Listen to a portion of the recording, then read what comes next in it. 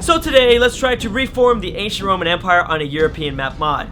My Civ 5 strategies, though, are going to be completely kind of altered because we are playing with the Extended Eras mod, which means we're going to spend more time within each turn, within each technology level, which is going to complicate things because I'm not used to this sort of strategy.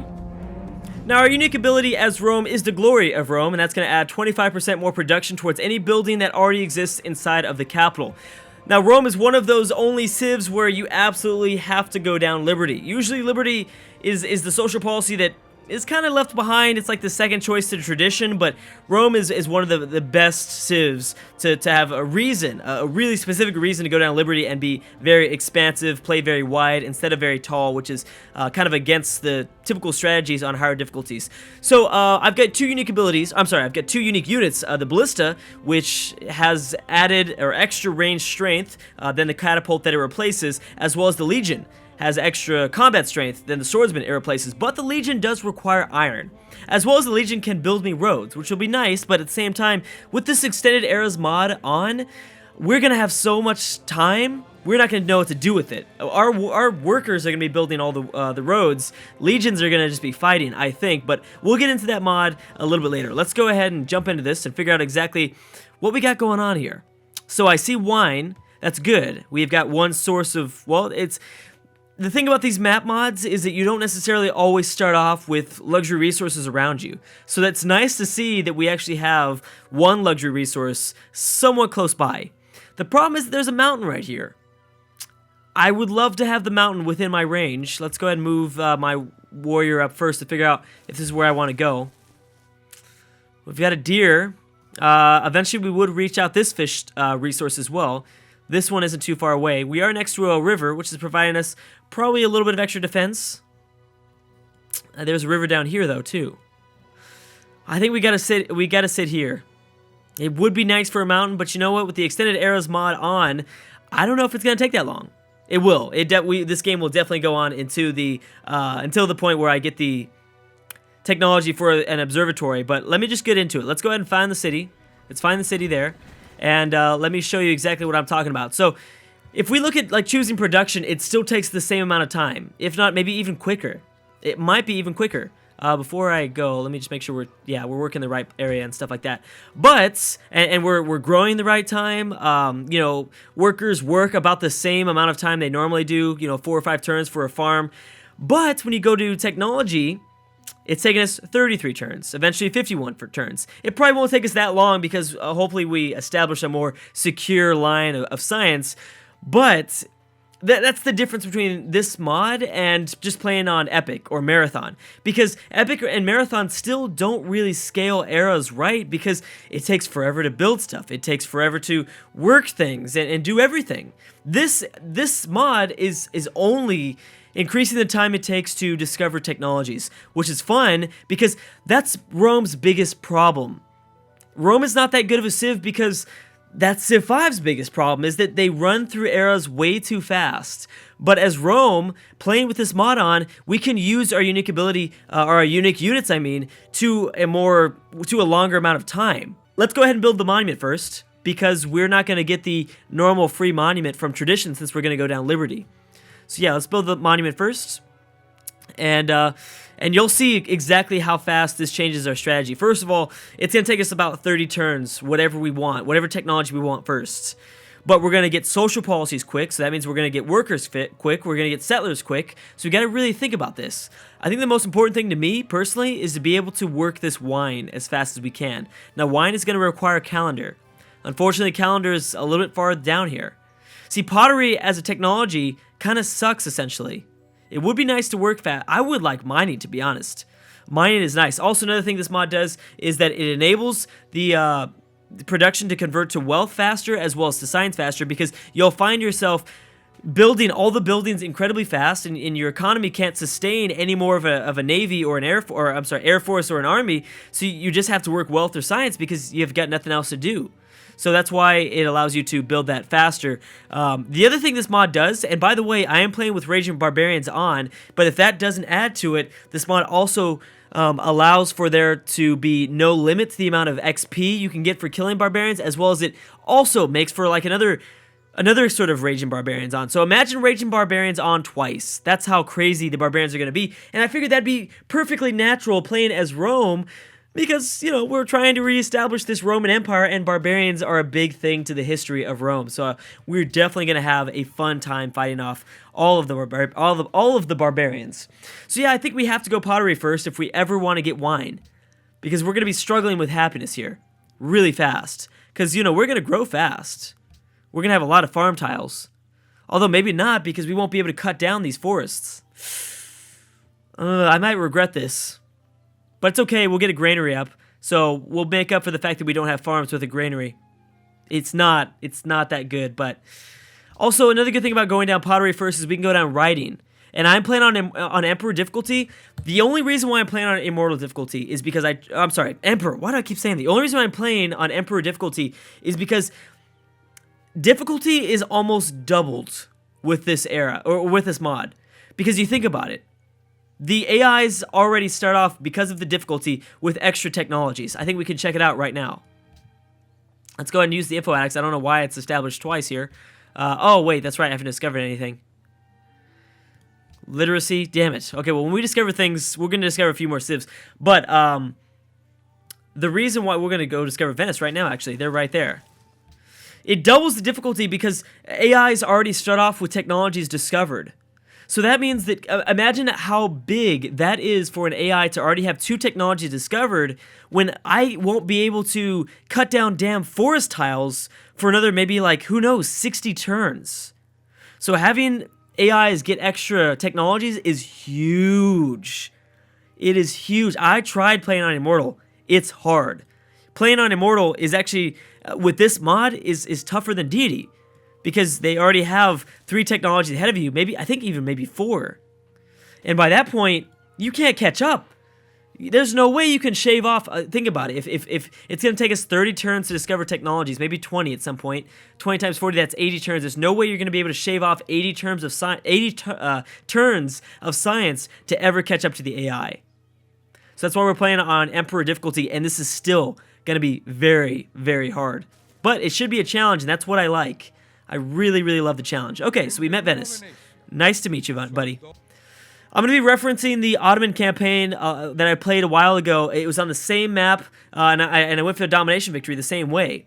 Obviously, this is completely different with the mods I've got installed, but I'm going to be referencing that a lot, only because, well, first of all, with the Ottoman campaign, I used Venice so well to my advantage, where Venice was the only reason why I was able to establish this massive army and this massive navy. I might want to think about doing that again as well in this campaign. Although I don't know. It really depends on where iron is.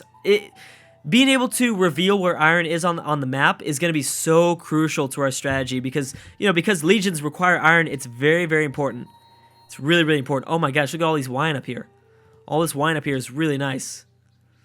Because we're going to want to settle in areas with very, very good luxury resources because our cities are going to grow way faster than we can establish happiness buildings and stuff like that. Gonna make things complicated. All right, so let's get ourselves some ruin. Oh, 85 gold. That's nice. 85 gold. We're doing 3 gold per turn. Again, like I said, the mod changes strategies up completely because, first of all, warriors don't take that long to build. Since we've got nothing else to build, we can just continue to pump out warriors. So taking huge risks with your warriors while fighting barbarians is not really a big risk, since you can pump out a warrior in 6 turns. And in this mod, that's not that long at all. So yeah, let's go ahead and get a warrior up first, I think, since we have nothing to do with a worker. A worker can't really do anything for our empire. And yeah, let's go ahead and start to fight off some barbarians. Since there's no barbarian XP limit, we can continue to kind of farm these guys and hopefully build up a very strong and well-fighting army. Because we're going to be behind technology for a very long time, for the entire game. Because the AI only has 2 technologies on us, but that's huge. Because while we are still trying to get pottery done, right now, they're going for writing, which means that they're going to establish a library up faster, which means that someone's going to get the Great Library up faster, which is going to give them even more science and free technology.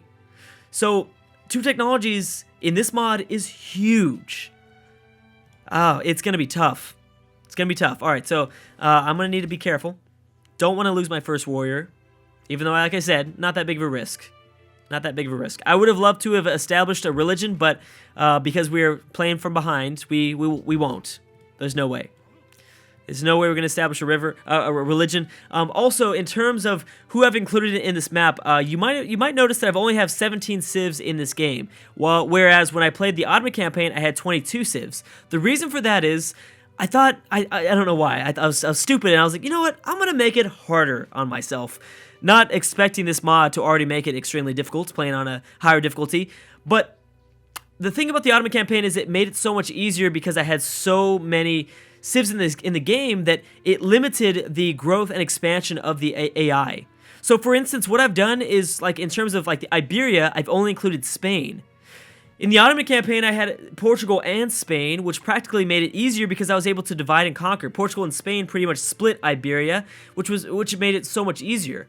By the time I get to Iberia, Spain might have all of Iberia for themselves. So it's going to make things a lot harder. You got to find this perfect balance. Obviously, if you don't have enough civs, it's easier to win a domination victory because there's simply not enough civs. But when you have a set amount of tiles in the land, including too many civs makes it easier because it's divide and conquer, baby. It's divide and conquer. It's going to be hard taking out someone like Russia or the Huns, because, you know, they're not going to have a lot of people competing over there. Mainly, the areas that I did that in was Iberia with only Spain, the British Isles with only the Celts. I figured that'd be historically accurate with only the Celts there, and Scandinavia with only Denmark. Those are the places I can think off the top of my head that'll have a big impact. All right, there goes the first Pantheon. That was fast. Goddess of Protection. So I've got a warrior unit, hopefully providing some reinforcements here. He's not gonna get time though until the next 2 turns. I might just kind of back up a bit here. Okay, so there's a ruin here on Corsica. I will definitely want to establish some sort of settlement on Corsica, Sardinia, Sicily. I'm gonna attempt to expand the same exact way the ancient Roman Empire expanded, where I want to kind of control Italy first, go after Spain next, go after Greece next, then go after Carthage, maybe then France. Kind of go in order, somewhat in order. We'll see. I don't know if we're going to get that luxury, but we'll see. I'll keep you there. Yeah, you know, I can attack you because this warrior more than likely will not move off of his encampment. And if he does, well, then he's going to be in some trouble. I think let's go after a scout. Even though a warrior is only going to take 8 turns as it is. Let's see what we're working really quick, though. Okay, not bad. 14 turns still for pottery. Ouch. Okay, let's go ahead and go for another warrior, I guess. Gotta be careful because my economy can't necessarily sustain a bunch of warriors. Right now, I'm only doing 3 gold per turn. So I really need to be careful of that. You can't just pump out all these units. Alright, so again, like we said, liberty. It would be nice to go honor because of the amount of barbarians that are going to be in this map. Getting extra ability to fight barbarians as well as culture gang for barbarian killers would be nice. We might kind of dip into just the opener of honor, but we'll see. Liberty is definitely the best choice right now because it's going to allow us to establish a settler faster as well as a worker faster. That'll be good. Republic, representation, all that stuff will be very nice. All right, when we get our first promotion, very good. We got to go drill 1 because there's a lot of forest tiles all around this area. And I want to hopefully establish some sort of communication with AIs like France, Germany, Spain very fast. Although it might not be that good because I don't know if I want to... Venice, damn it, you are expanding towards my wine resources. That was supposed to be my wine resources. Alright, so we're playing it risky here. Because, oh no, we didn't win that. Okay, good. That was probably good that we didn't win that battle with that barbarian brute. Okay, just because I thought that barbarian encampment settled on top. That barbarian settled on top of the encampment would have attacked us after that, being so adjacent to it next to it. Okay, so I guess that's the best tile to work for now. Oh, damn. These guys are pumping out barbarians left and right. This is good, though. This is going to help us out against the AI. The AI, again, is going to have these huge technology advantages over us, but they're going to have some huge trouble fighting off the barbarians. Huge troubles. All right, well, hopefully Venice takes care of that brute, but I want to be doing the main amount of barbarian farming. That's going to be a big strategy here, is barbarian farming. Definitely. I want to destroy the encampments. I want to destroy the barbarians. I want to get the XP for myself. But it's not that big of a deal because I'm sure there's already barbarians waiting for us in the southern half of Italy that we still have not discovered. So that'll be great. I don't know if I still... Let's go ahead and continue to sit you there. Let's have you heal up one more turn. Okay, Venice is doing good. Venice is doing really good. As you can tell, I'm already really far behind in score. 26, and this is only Emperor difficulty. I only have 26 score while the AIs have 48. And that's going to get wider and wider as the game progresses. Okay, let's go ahead and attack now. Venice will take over there. Since we don't have mortars, we can't go and attack in that territory. There's also only 6 city-states. I did this for a few reasons. One reason is I didn't want to cut off any AI expansion. Wow, look how fast Venice's borders are expanding. Well, I guess they're not expanding any faster than ours. They're just going into our territory. We're going to have to take down Venice. That's way too annoying. They better not cut us off.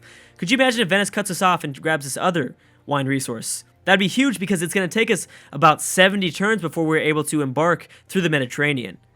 Oh, that would be huge. It's very big, very scary. Okay, there's a fresh unit right there. Let's go ahead and heal. And have you get drill and heal. This barbarian's going to attack us right now. That's okay, I might need to back... Oh, he didn't. Not the smartest move there. But okay. We're going to need to bring in some more reinforcements, although maybe not. Dang, I'm still doing 3 gold per turn. I'm really lucky there. Let's go ahead and do it, and let's get another warrior up. I'm not even going to build a scout. Screw scouts. It's only going to take me 2 more turns. Why waste our time on a scout? We're going to have enough warriors to be a scout to run out there. And I think in terms of army maintenance, scouts cost the same amount of money in the very early parts of the game as a warrior. Okay, so it's time to take this guy down. I'd rather kill it off with... Ooh, you can't. Okay, let's go ahead and attack here. Attack here. Hopefully we kill it. If we don't, that's fine because this fresh barbarian won't be able to come after us since there's rough terrain separating us, which is good. And this barbarian brute, he might be at full health, but he's going to attack across the river if he decides to come after us. So, yes, and I've got reinforcements coming. Perfect. Good job. Venice, get the hell out of my way.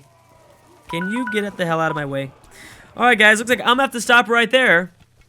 So, you'll see, things are going to be intense. We are Rome, and we're already having massive barbarian problems. But we're getting promotions, which is great. So we should have some really strong units by the end of this. If you guys enjoyed this series, if you like this campaign, you like the idea of this campaign, or if you just want to show your support for the channel, please consider leaving a like or a comment. It helps out so much, you guys. You have no idea. I am loving the community that we're building, and it's like I love just... I recognize your guys' usernames. I recognize what you guys... Are liking. It's just so much fun that we're able to kind of get a conversation going in the comment section, and I don't know. I just love you guys. You guys have no idea. Thank you so much for supporting me. Thank you so much. I will see you guys tomorrow in part 2.